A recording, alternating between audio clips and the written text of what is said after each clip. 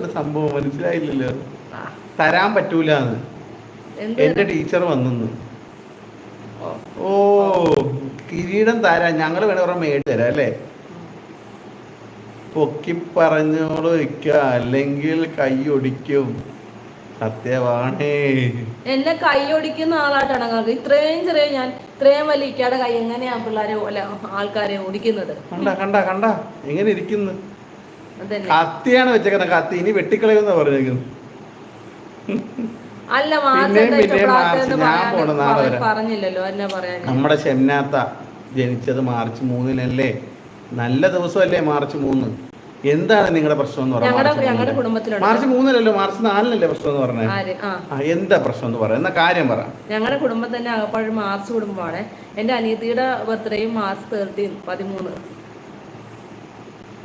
March 13 മാഷിന്റെ birthday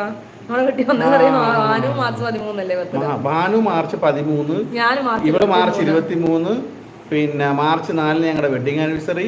പാപ്പാടെ ഉമ്മാടെ wedding anniversary March 4, അപ്പച്ചയുടെ മാമ്മയുടെ വെഡിങ് ആനിവേഴ്സറി മാർച്ച് 4, പിന്നെ ഇപ്പൊ ഷെംനാത്തയുടെ ബർത്ത്ഡേ മാർച്ച് 3. അപ്പൊ മാർച്ച് 3 ഞങ്ങൾക്ക് പ്രിയപ്പെട്ട ദിവസം. മാർച്ചിന്റെ 3, 13, 23 നമുക്ക് പ്രിയപ്പെട്ട എല്ലാം 3 കേട്ടോ. ഇനി എന്താണ് മോന്റെ പ്രശ്നം എന്ന് പറ അല്ലേ? മാർച്ചിന്റെ പ്രശ്നം എന്താന്ന് പറ, നമുക്ക് ശരിയാക്കാന്ന് പറയുന്നു. ഇങ്ങനെ പിണങ്ങാതെ അല്ലേ? ഒന്നിനും ഷെംനാടി ചിരിക്കുന്ന മുഖം നോക്കിയിട്ട് നിങ്ങൾക്ക് എന്തെങ്കിലും പറയാൻ പറ്റുമോ? ഞാൻ വേണേ പറയാം.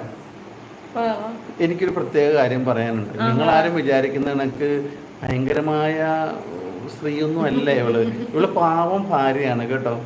ഇവിടെ എന്നെ കൊണ്ട് പറഞ്ഞു പറയിപ്പിക്കുന്നൊന്നും അല്ല.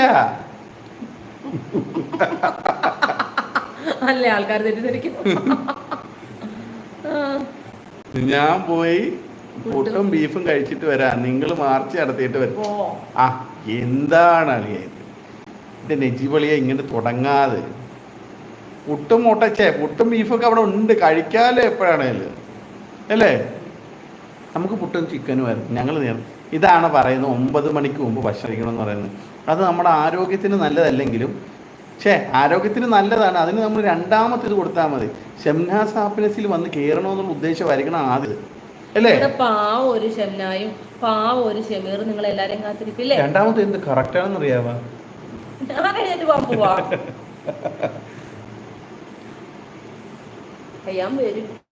ഒന്നുകൂടെ പറയാവോ? നിങ്ങളുടെ ഭർത്താവ് പാവമാണോ? കണ്ടോ, ഇതാണ് കത്തിയും കൊണ്ട് നിൽക്കുന്നത്. കണ്ട എങ്ങനെ ഇരിക്കുന്നു? ഒറ്റയടിക്ക് സത്യം വന്നാണ്ട പഞ്ചപാവം. ഞാൻ പറയാം, നിങ്ങൾ ആരും വിചാരിക്കുന്ന കണക്കത്തെ ഒരു സ്ത്രീ അല്ല കേട്ടോ എൻ്റെ ഭാര്യ. പഞ്ചപാവം. ഇതൊന്നും ഇവിടെ എന്നെ കൊണ്ട് പറഞ്ഞു പറയിക്കുന്നതേ അല്ല. പിന്നെ എങ്ങനെയാണ് ഇതിന്റെ കാര്യത്തിലൊന്നും നമുക്ക് യാതൊരു ഉത്തരവാദിത്തം ഇല്ല കേട്ടോ. നല്ലതാ. കാര്യം എന്താണെന്നറിയാമോ?